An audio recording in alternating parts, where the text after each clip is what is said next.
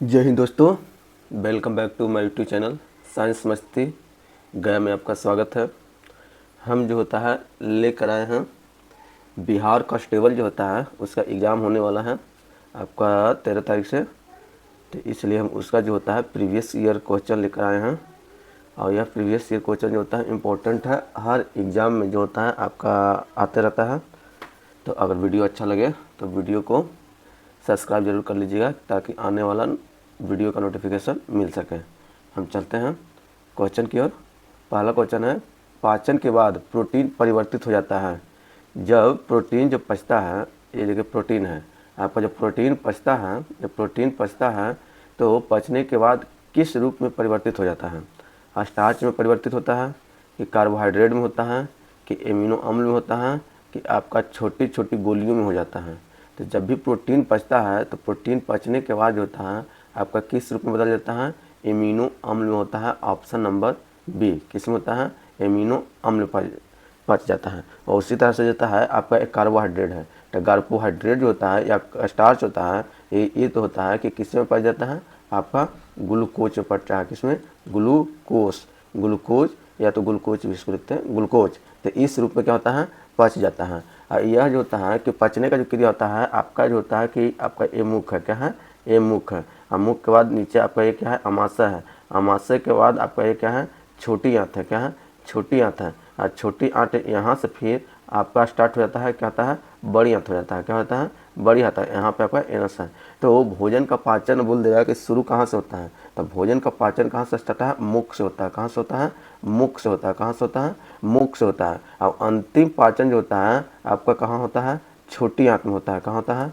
छोटी आंत में होता है। कहाँ होता है? छोटी आंत में होता है। कहाँ होता है? छोटी आंत में। तो शुरू यहाँ से होता है मुख से और ख़त्म होता है छोटी आंत में। तो पहला जो होता है कि पाचन मुंह में किस चीज़ का होता है? तो मुंह में पहला पाचन जो होता है आपका किस चीज़ का होता है? कार्बोहाइड्रेट का होता है। किसका होता है? कार्बोहाइड्रेट का। किसका होता है? कार्बोहाइड्रेट का होता है। किसका होता है?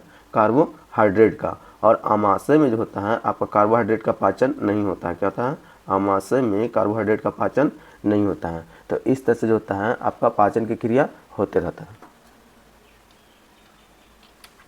आवर्त सारणी में किस समूह में नीचे जाते पर कौन सा गुण नहीं बदलता है? अब कहता है कि आवर्त सारणी है। आवर्त सारणी में आपका जो होता है नीचे जाने पर, जैसे आवर्त सारणी में दो रो होता है, एक जो होता है आपका इस तरह से होता है, एक जो होता है ऊपर से नीचे इस टाइप का होता है। ये होता है आवर्त सारणी का रो होता है। अब इसमें कहता है कि मान लीजिए यहाँ सोडियम है, यहाँ कैल्शियम है, मैग्नीशियम है, फिर के है, पी है, इस टाइप का जो होता है आपका जो होता है कि रहता है। तो अब कहता है कि एक इधर से इधर जाने पर और एक ऊपर से नीचे जाने पे। तो यहाँ पे पूछा है आपका गुण क्या चाहिए? किसी समूह में नीचे जाने पे, मतलब ऊपर से नीचे जाने पे, ऊपर से नीचे जाने पे कौन सा गुण में बदलाव नहीं होता है? यहाँ पे बदलाव नहीं होता है। तो परमाणु के आकार में बदलाव नहीं होता है, कि संयोजकता में बदलाव नहीं होता है, कि धात्विक गुण में बदलाव नहीं होता है, कि कोषों की संख्या में बदलाव नहीं होता है। तो कहता है कि यहाँ पे संयोजकता जो होता है आपका ऊपर से नीचे जाने पे कोई परिवर्तन नहीं होगा। क्या होता है? कोई परिवर्तन नहीं होता है। इसलिए राइट होगा ऑप्शन नंबर बी। जैसे वर्ग, वर्ग मतलब जिसको इसको ऊपर से नीचे करते हैं तो हम लोग इसको क्या बोलते हैं? वर्ग बोलते हैं। क्या बोलते हैं? वर्ग। तो वर्ग होता है कि पहला के ए, दूसरा का ए, क्या होता है? दूसरा का ए। ए जो होता है आपका संयोजकता को ही शो करता है। किस चीज़ को शो करता है? संयोजकता को। तो फर्स्ट ए में मान लिया जाए कि बहुत सारे हैं, तो इसके अंदर में जितना भी रहेगा इस रो के नीचे वो सभी के सभी वर्ग ए में रहेगा। और सभी के सभी संयोजकता जो होती हैं आपका क्या हो जाएगी? समान रहेगा। क्या हो जाएगा? सभी के सभी संयोजकता इसकी क्या हो जाती हैं? समान हो जाती है। क्या होती है? समान हो जाती हैं। अब कुछ इसमें हम देखते हैं कि अधातु गुण। अब अधातु गुण क्या होता है? घटता है कि रहता है, कि वही रहता है कि अति रहता है? तो देखिए संयोजकता अपरिवर्तित रहता है, जबकि अधातु गुण ऊपर से नीचे आने पे जो होता है क्या करता है? अधातु गुण आपका क्या जाएगा? घट जाएगा। ऊपर से नीचे आने पे क्या होता है? घट जाता है। और धातु गुण जो होता है, धातु गुण आपका क्या हो जाएगा? बढ़ जाएगा। क्या हो जाएगा? बढ़ जाएगा। और परमाणु का आकार भी, परमाणु का आकार भी आपका क्या हो जाएगा? बढ़ जाएगा। तो इस तरह से कुछ कुछ गुणें हैं जो बढ़ती है और कुछ कुछ गुणें जो होती हैं अपरिवर्तित रहती हैं। पुरानी किताबों में पन्ने के भूरे होने की प्रक्रिया को कहा जाता है। जो पुरानी किताब जो होती है उसके ऊपर जो होता है भूरा भूरा जो होता है आपका जो होता है कुछ लग जाता है, जितना पुराना होगा उस पर, और लिखा हुआ भी जो होता है आपका जो होता है कुछ जो होता है कि फैल जाता है। तो वह जो क्रिया क्या कहलाती है? निच्छालन कहलाती है, कि फॉक्सिंग कहलाती है, कि काल प्रभावन कहलाती है, कि भ्रूणकरण कहलाती है। तो तो पुरानी किताब पे जो होता है कि भूरा भूरा जो लग जाता है, तो उस जो क्रिया जो होती है वह क्रिया होता है आपका फॉक्सिंग होता है। ऑप्शन नंबर बी क्या होता है, फॉक्सिंग होता है। और इसमें जो होता है कि फॉक्सिंग होता है, फॉक्सिंग होने का मुख्य कारण है कि यहाँ पे ऑक्सीकरण की क्रिया हो जाती है। क्या होती है, ऑक्सीकरण, ऑक्सीकरण की क्रिया होगी। ऑक्सीकरण की क्रिया होने के कारण जो होता है यहाँ पे फॉक्सिंग की क्रिया होगा, और वहाँ का पन्ना जो होता है पुराना होने पे क्या होता है, भूरा टाइप का हो जाता है। एल्युमिनियम को जंग से बचाने के लिए इसकी सतह पर एल्युमिनियम ऑक्साइड की एक मोटी परत निर्माण किया जाता है। उसे क्या कहते हैं आपका, उसे कहेंगे हम लोग रोस्टिंग कहेंगे, कि एनोडीकरण कहेंगे, कि कैल्सिनेशन कहेंगे, कि गैल्वेनाइजेशन कहेंगे। तो यहाँ पे कहता है कि एल्युमिनियम को जंग से बचाने के लिए जो हम लोग प्रति करते हैं उसके ऊपर जो होता है कि परत चढ़ाते हैं, वह परत जो होता है आपका कहलाता है ऑप्शन नंबर बी एनोडीकरण। क्या कहलाता है, अब ये नोडीकरण कहलाता है। क्या होता है, एनोडीकरण। इसके ऊपर जो होता है किसका चढ़ता है, एल्युमिनियम ऑक्साइड की परत चढ़ता है। क्या होता है, एल्युमिनियम ऑक्साइड की परत चढ़ती है। और उसी तरह से मान लीजिए कि लोहा, लोहा पर जस्ता का भी परत चढ़ाते हैं। लोहा पर किसका परत चढ़ाते हैं, जस्ता का। जो लोहा पर जस्ता का परत चढ़ाएंगे तो उससे हम बोलेंगे जस्तीकरण। क्या बोलते हैं, जस्तीकरण। जस्तीकरण जिसको इंग्लिश में बोलते हैं ग्लेवलोलाइजेशन। ग्लेवलोलाइजेशन क्या बोलते हैं, ग्लेवलोलाइजेशन। यह जो होता है जस्तीकरण होता है। तो लोहा पे जब चढ़ेगा तो उससे जस्ता चढ़ाएंगे तो जस्तीकरण। एल्युमिनियम पर एल्युमिनियम ऑक्साइड की मोटी परत चढ़ाएंगे तो उसे एनोडीकरण कहेंगे। ब्रेड को फुलाने के लिए इनमें कौन सी सामग्री मिलाई जाती है। ब्रेड जो होता है, ब्रेड जो होता है कि देखिएगा फूल जाता है पूरी तरह से। तो जो ब्रेड फूला हुआ रहता है, मुलायम होता है, उसका कारण क्या है, गेहूँ कि ईस्ट कि टोमेटो केचप कि चीज़। तो कहता है कि जब ब्रेड जो फूला रहता है, जैसे मान लीजिए कि ब्रेड इस तरह है और इसका जो होता है पूरा फूला हुआ है, तो ब्रेड का फूला होने का मुख्य कारण जो होता है आपका उसके अंदर ईस्ट का होना। क्या चीज़, ईस्ट का होना। ईस्ट जो होता है क्या करता है कि यहाँ पे किण्वन की प्रक्रिया करता है। क्या करता है, ईस्ट जो होता है इसके अंदर जो होता है किण्वन की प्रक्रिया करता है। और किण्वन की प्रक्रिया करने पे यहाँ पे जो होता है आपका जो होता है कार्बन डाइऑक्साइड बनता है। क्या बनता है, कार्बन डाइऑक्साइड। और यही गैस जो होता है उसको जो होता है क्या करता है, ब्रेड को फुला देता है। और यह किण्वन की प्रक्रिया कैसे होता है, तो इसमें जो होता है क्या मिलाया जाता है आपका सोडियम बाइकार्बोनेट। क्या बनाया जाता है, सोडियम बाइकार्बोनेट मिलाते हैं। सोडियम बाइकार्बोनेट मिलाएंगे। और सोडियम बाइकार्बोनेट को प्रचलित नाम जो होते हैं हम लोग जानते हैं, मार्केटिंग नाम जानते हैं बेकिंग सोडा। जिसको आप बोलिएगा मार्केट में बोलिएगा कि बेकिंग सोडा दीजिए तो आपको बेकिंग सोडा दे देगा। तो यह बेकिंग सोडा को ही हम लोग क्या करते हैं, सोडियम बाइकार्बोनेट बोलते हैं, जिसका सूत्र होता है NaHCO3। क्या होता है, NaHCO3। ये सोडियम बाइकार्बोनेट जिसको बेकिंग सोडा बोलते हैं। इसी का जो होता है आपका फर्टिलाइजेशन किण्वन होता है, या क्या होता है, किण्वन होता है। और यह किण्वन होने के बाद इससे निकलता है CO2, और वह CO2 ब्रेड को पूरी तरह से क्या करता है, फुला देता है। इस प्रक्रिया को करने के लिए कौन जिम्मेदार लेता है, आपका ईस्ट लेता है। कौन लेता है, ईस्ट। Option number B.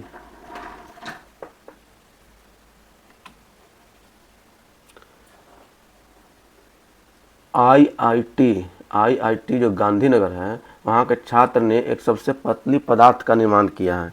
वो जो होता है पतली पदार्थ का निर्माण किया है, उसका नाम क्या है, क्या है, उसका उपयोग कर दुनिया का, इसको काट देते हैं, ठीक ना। उसका जो होता है कि नाम बताना है, तो वो नाम जो होता है कि बताना है कैल्शियम डाइबोराइड, कि सोडियम डाइबोराइड, कि मैग्नीशियम डाइबोराइड, कि लिथियम डाइबोराइड। तो वह जो होता है कि जो आपका पतला जो पदार्थ बनाया है, आपका सबसे छोटा जो होता है एकदम बहुत पतला है, उसका जो होता है कि नाम है आपका मैग्नीशियम डाइबोराइड। क्या होता है, ऑप्शन नंबर सी, मैग्नीशियम डाइबोराइड, जिसका सूत्र होता है MgB2। यह जो होता है मैग्नीशियम डाइबोराइड का सूत्र है, जो बहुत ही पतला इसका जो होता है कि आपका फिल्म के रूप में जो होता है इसको बनाया है। यह जो फिल्म जो बनाया गया है सबसे पतला, इसको जो होता है बैटरी में जो होता है कि प्रयोग किया था। बैटरी के अल्ट्रावायलेट में इसे क्या किया जाता है, अल्ट्रावायलेट में प्रयोग किया जाता है। किसमें, अल्ट्रावायलेट अवशोषण में जो होता है प्रयोग किया जाता है। अवशोषी में क्या किया था, प्रवेश किया जाता है। इसको जिसको हम लोग क्या बोलते हैं, जिसको बोलते हैं हम लोग UV बोलते हैं। क्या बोलते हैं, UV। तो इसमें जो होता है इसका प्रयोग किया जाता है। दाद जिसको रिंग वॉर्म बोलते हैं, दाद जिसे हम रिंग वॉर्म बोलते हैं, किस प्रकार की बीमारी है, जीवाणु भी है, कि कवकीय है, कि फ्रियोन है, कि विषाणु है। तो दांत जो रिंग वर्म जो होती है वह बीमारी जो होता है आपका फैलता है कवकीय है प्रकार के, क्या है ऑप्शन नंबर बी। इसी में होता है आपका खाज, खाज जो होता है दाद हो गया, खाज हो गया, एथली हो गया, एथलीट फुट हो गया, एथलीट फुट हो गया, ये सभी के सभी जो होता है कि आपका जो होता है क्या होता है कि जो होता है कि कौन सी बीमारी है, कवकीय बीमारी है जो आपका कवक से क्या होता है फैलता है। ओजोन परत के क्षय का मुख्य कारण निम्नलिखित में से क्या है। जो ओजोन जो परत जो होती है उसका क्षय का मुख्य रूप से जो कारण क्या है, विमान ईंधन की जलवायुमुखी विस्फोट की रेडियोधर्मी की क्लोरोफ्लोरोकार्बन। तो मुख्य रूप से ओजोन परत का क्षय होने का कारण क्या है, तो वो आपका है क्लोरोफ्लोरोकार्बन ऑप्शन नंबर डी, जिसको हम लोग बोलते हैं CFC। क्या बोलते हैं, CFC। क्या होता है CFC। इसका मुख्य कारण जो होता है क्लोरोफ्लोरोन, ये सब निकलता कहाँ से है, तो ये सब का आपका एयर कंडीशनर, एयर जो होता है आपका एयर कंडीशनर क्या होता है, एयर कंडीशनर है आपका, रेफ्रिजरेटर है, क्या है रेफ्रिजरेटर है आपका, फोम है, ये जो फोम होता है ये है आपका, प्लास्टिक है, क्या है प्लास्टिक है। ये सभी जो होता है कि आपका जिम्मेदार लेता है आपका किसका निकलने के लिए, CFC।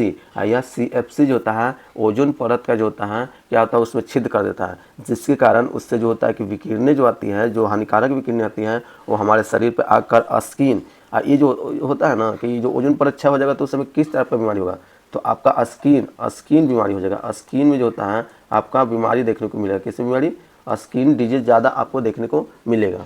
तो इस तरह से जो होता है आपका क्या निकलता है, क्लोरोफ्लोरोकार्बन ऑप्शन नंबर डी। मानव इनमें से किससे पचा सकता है, नहीं पचा सकता है। मानव जो होता है, मनुष्य जो होता है, इसमें एक पदार्थ है जिसको पचा नहीं सकता है, समझे। अब इसमें से कौन सा है, सेलुलोज, स्टार्च, एमिनो अम्ल की ग्लाइकोजेन। तो इसमें जो होता है मानव आपको पचा नहीं सकता है, वो ऑप्शन नंबर ए है सेलुलोज। क्या होता है, सेलुलोज। यह सेलुलोज जो होता है आपका प्लांट में आपका ज़्यादा देखने को मिलेगा, किसमें होता है, प्लांट सेल में मिलता है। कहाँ मिलता है, ये आपका जो होता है क्या है, सेल है, और सेल का बाहरी लेयर जो होता है आपका जो बना रहता है सेल वाल, क्या बोलते हैं, सेल वाल बोलते हैं, सेल वाल, जिसको हम लोग बोलते हैं कोशिका भित्ति। क्या बोलते हैं, कोशिका भित्ति, कोशिका भित्ति बोलते हैं, क्या बोलते हैं, कोशिका भित्ति। यह कोशिका भित्ति जो होता है किस चीज़ का बना रहता है, सेलुलोज का बना होता है। किसका बना रहता है, सेलुलोज का बना रहता है। और यह सेलुलोज मनुष्य जो होता है इसको जो होता है पचा नहीं सकता है, मनुष्य इसे पचा नहीं सकता है। तो पाचन में नहीं होगा तो कौन होगा, सेलुलोज होगा। निम्नलिखित में कौन सा सुनामी का कारण नहीं है। अब इसमें ये बताना है कि सुनामी का कारण कौन सा नहीं है, कौन सा नहीं है। मृदा अपरदन, कि भूकंप, कि समुद्र के अंदर भूस्खलन, कि ज्वालामुखी विस्फोट। तो इसमें जो होता है सुनामी का मुख्य कारण तो इससे ही पता चल जाता है कि कौन सा नहीं है। देखिए भूकंप से भी हो सकता है, समुद्र के अंदर भूस्खलन से भी हो सकता है, ज्वालामुखी विस्फोट से भी हो सकता है। ये सभी के सभी आपका समुद्र में आएगा और समुद्र में आने के बाद जो होता है आपका सुनामी आपको देखने को मिलेगा। तो इससे जो होता है मृदा अपरदन से कोई जो होता है आपको सुनामी आने के चांसेस नहीं है। तो ऑप्शन नंबर ए हो जाता है आपका जो होता है क्या होता है, मृदा अपरदन। सुनामी होता क्या चीज़ है, तो सुनामी क्या है, सुनामी जब क्या होता है ना कि जब क्या होता है कि जब भूकंप समुद्र में आता है, जब क्या होता है भूकंप, जब भूकंप जो होता है, भूकंप जब समुद्र में आएगा ना, जब भूकंप समुद्र में आएगा तो समुद्र के अंदर की धरातल पर जो होता है कि हलचल होती है। तो धरातल पर जब भूकंप आता है तो हलचल होता है, तो उसमें जो होता है कि पानी की लहरें जो होती है बहुत तेज़ हो जाती है। क्या होती है, बहुत तेज़ हो जाती है। जब बहुत तेज़ हो जाती है तो उसी को हम लोग क्या बोलते हैं, सुनामी बोलते हैं। क्या बोलते हैं, सुनामी बोलते हैं। तो सुनामी कहने का मतलब कि जब कब आएगा, जब बहुत ज़्यादा भूकंप आएगा। तो समुद्र के अंदर जब भूकंप आता है तो भूकंप आने के बाद जो होता है आपका जो लहर उठता है उससे हम लोग क्या बोलेंगे, सुनामी बोलेंगे। क्या बोलेंगे, सुनामी बोलेंगे। और यह जो होता है कि जो भूकंप आता है उसको जो होता है कि जो इसको जो होता है कि हम लोग जो नापते हैं इस सुनामी को, तो इसको नापने के लिए हम लोग क्या बोलते हैं, आपका जो भूकंप का, जैसे भूकंप हो गया तब भूकंप को किस पैमाने पर मापते हैं, तब भूकंप को हम लोग किस में मापते हैं, रिएक्टर में नापते हैं। किस में नापते हैं, रिएक्टर में। किस में नापते हैं, रिएक्टर में नापते हैं। अब आज के लिए इतना ही रहने देते हैं, मिलते हैं नेक्स्ट वीडियो में, तब तक के लिए जय हिंद।